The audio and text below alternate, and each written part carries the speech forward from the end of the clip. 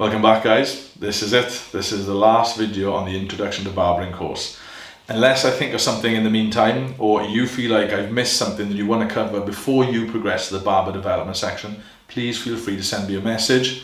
Message me on Instagram or message me through the Barber Coach TV. Get in touch and let me know how you found it, if it's helped you, any areas that you may have struggled, and if there's something I've missed that you want me to cover on a mannequin head before you move on to barber development, then please message me to let me know and I'll make sure I add that video. But if no one gets in touch, this will be the last video for the introduction to barbering, and after this I'm very confident you'll be ready to move on to the barber development section. So in this video we're going to be covering clipper over comb blending, only because the mannequin head we're going to be using has that straight thick head like Asian hair, which is harder to cut scissor over comb. You've seen the scissor over comb cutting techniques and demonstrations when the hair was longer and more flexible. So now we're working with shorter hair. I'll be showing you the clipper over comb cutting technique, and styling the top. We'll be covering a few different products, and then you'll be seeing the finished outcome from the cutting process to the fading process to the texturing, and then the blending and styling. And after you practice this a few times and you're happy enough with the cuts you're creating, then get ready, move on to the barber development section. Really embrace that risk. Step out of your comfort zone, get one of your friends or family in that chair, and let's get practicing. So I hope you enjoy. Okay, so let's get blending. Now, as you can see, when we comb that down, you can see that overhang of hair. Now, our customer doesn't want a heavy textured overhang.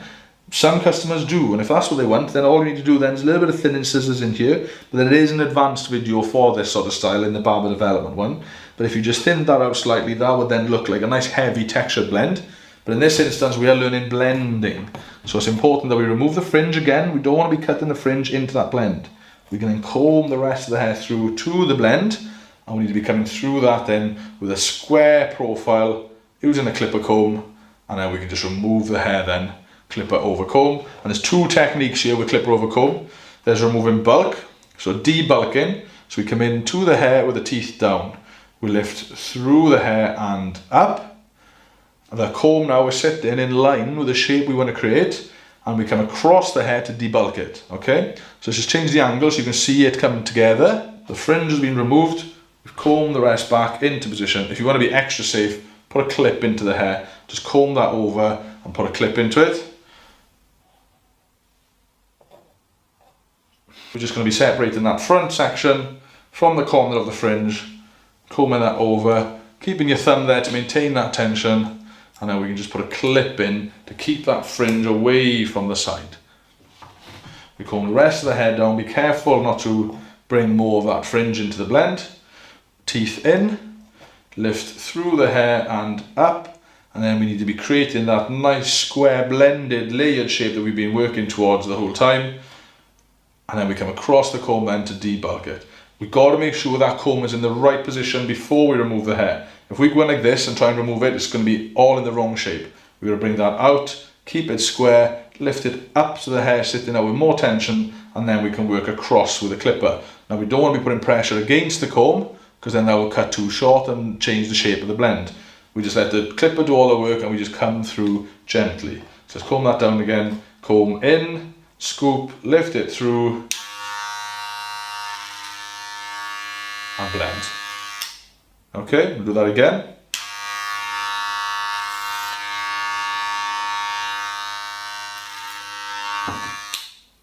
It's as simple as that. Now we've created the shape. The shape is in position and the hair has been removed. All we need to do next is just refine that blend slightly, and to refine we work up. So to debulk, comb in and out, and we work across. We keep that comb in the shape that we want to create the blend. But to refine, the comb goes in and then we work up the comb, just like when we're fading, to connect any zones then that might still be heavy, okay?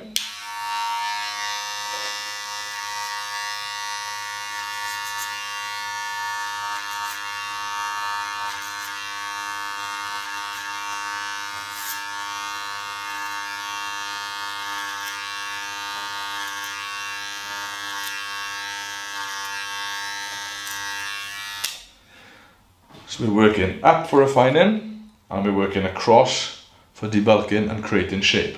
So that's the side profile. Let's have a look at the back.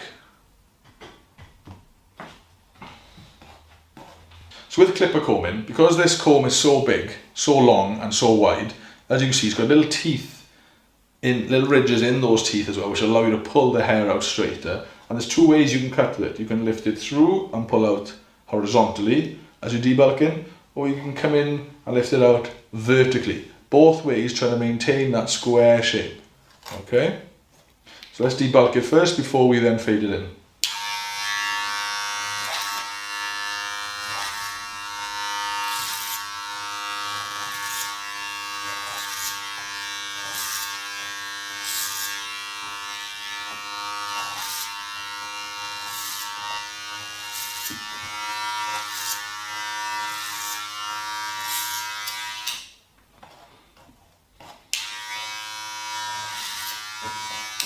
Now you can see the shape we've created, we've debulked it, we've been in control of the hair that we're leaving behind, we've focused on the angle of the comb and the shape we're cutting it into, and all we need to do now is refine it by working up and just take away some of the darker hairs underneath.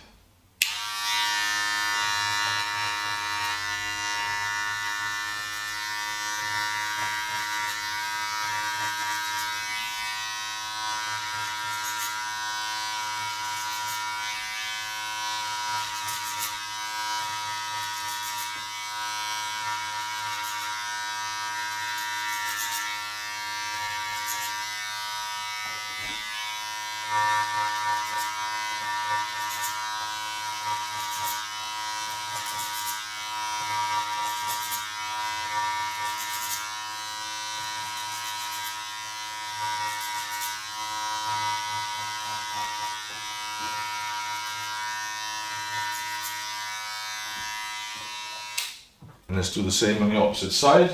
Move the fringe securely, combing it over, and then put your thumb in to keep the tension. As you hold it there, you bring the clip through to keep that fringe in position. We then carefully comb down on a triangular angle, bringing the hair then from rows 2 and 3 into the blend, ready for us to blend it in. So debulking, comb through, lift out into the shape of the blend, and then work down the comb with no pressure on the comb.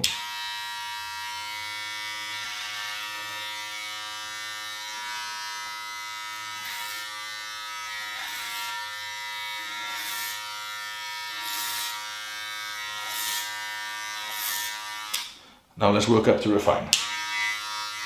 Let's change the angle on that.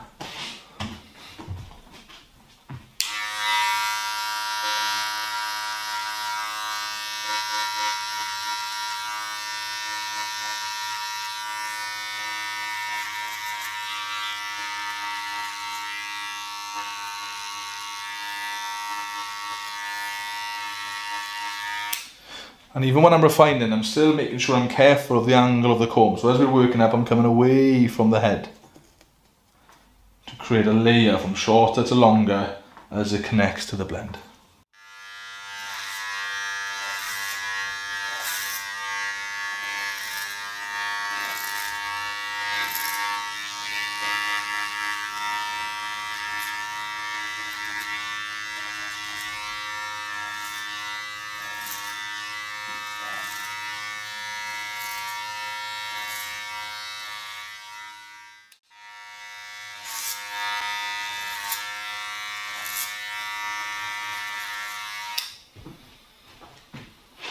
And that's clip rubber combing.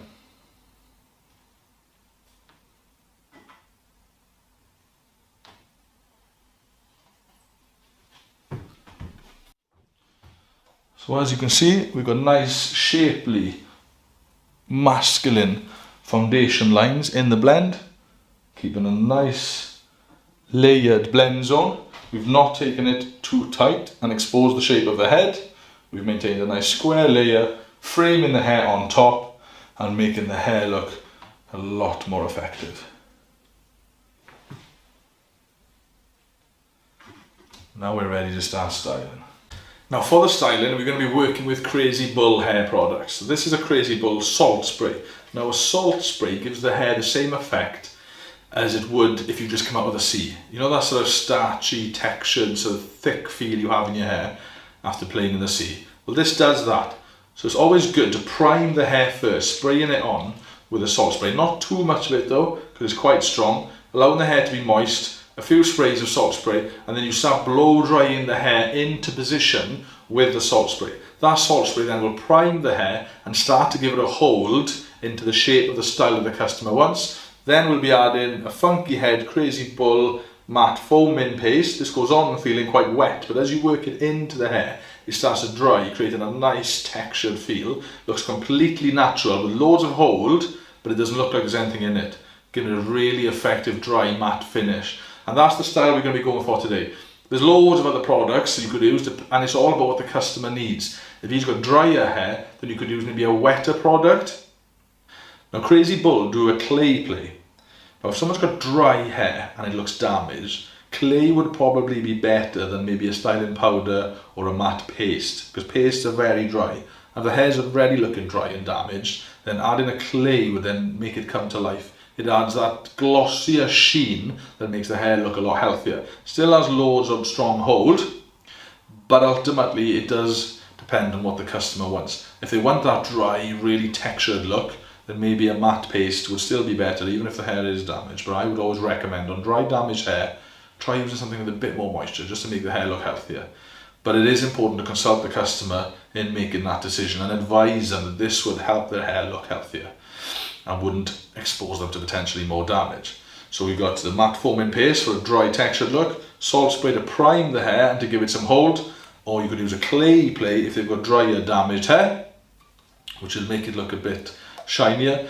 They also do a pomade, but that's more for your sort of slick backs and your kind of partings and your pompadours. Gives it a nice slick, wet look hold, but that's got to be a customer's preference, even if the hair is really, really damaged. I mean, adding pomade to it isn't going to just help the hair look healthier. It looks very wet, so it's going to make it look a lot glossier. That has to be something that the customer wants. But today, salt spray, a matte foaming paste to really get that textured dry look with this hairstyle.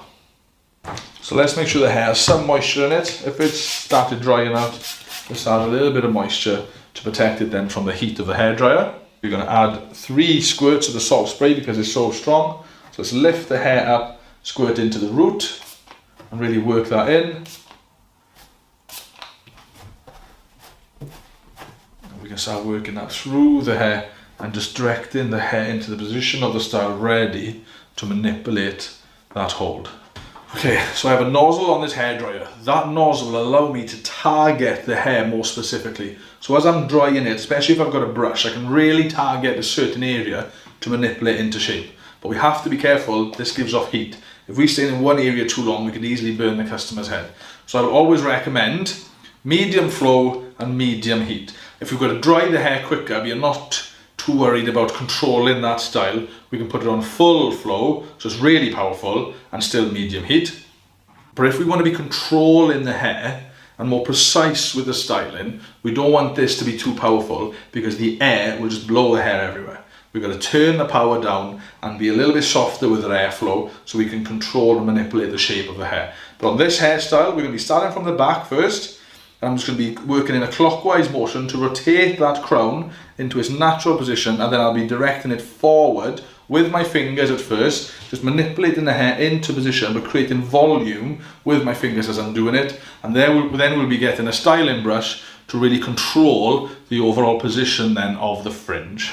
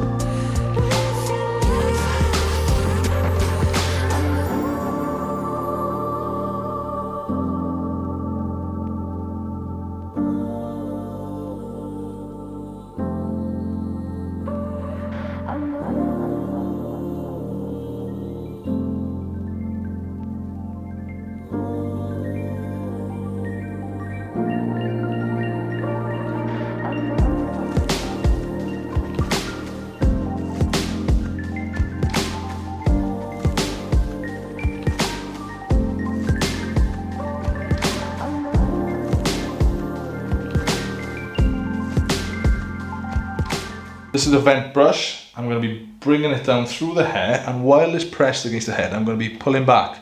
And as you can see me pull back, you can see the fringe will lift, and as it lifts, I'm going to hook it out. See how I've controlled that shape? So I'm going to comb through it first. While the pressure's on the head, I'm going to pull back and then hook it out. Do that again.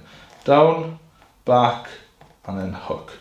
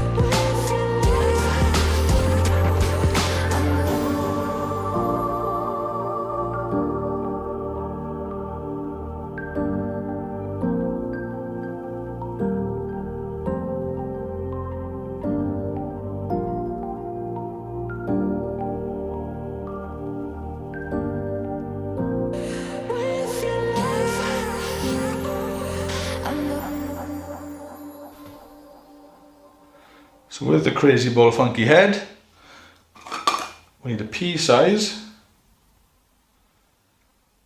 on our middle finger.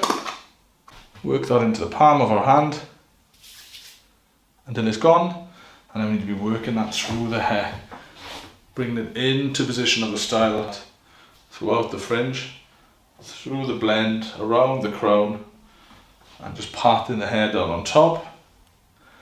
And then we can start really working it through the hair, adding texture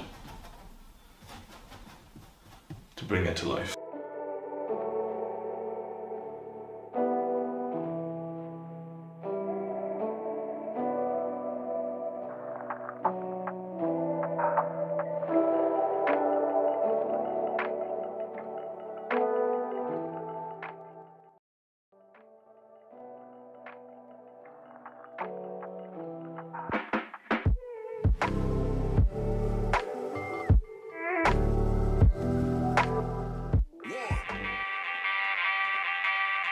Two, three. 1, 2, 3. Let's go.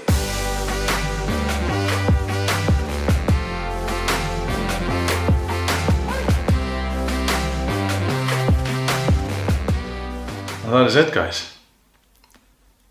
Barbering for beginners, from start to finish, all through mannequin head, from long hair to short hair. We've covered everything that you would have done on an NVQ course, but with this being an online training academy, we can't give you the NVQ certificate. I've been an NVQ assessor, so I've covered everything you would need to complete the qualification. All you've got to do now is practice, really develop those methods and skills, have the confidence and embrace that risk factor to take everything that you've learned from the introduction to barbering course through into the barbering world. So get your friends and your family in the chair, have a go on them, apply the skills you've learnt. I hope you've enjoyed, I hope I've helped. If there's anything I've missed that you need, send me a message and I will add to the introduction to barbering course just for you. Now get ready for the barber development course. Now that's not a structure like this one, starting from longer hair working forward. That's just a mix of all different styles, methods, skills, techniques, different fading processes, just all different creative things, how to develop doing pattern work and designs. There will be beard work on there, shaving work on there, everything you would need to develop your skills as a barber.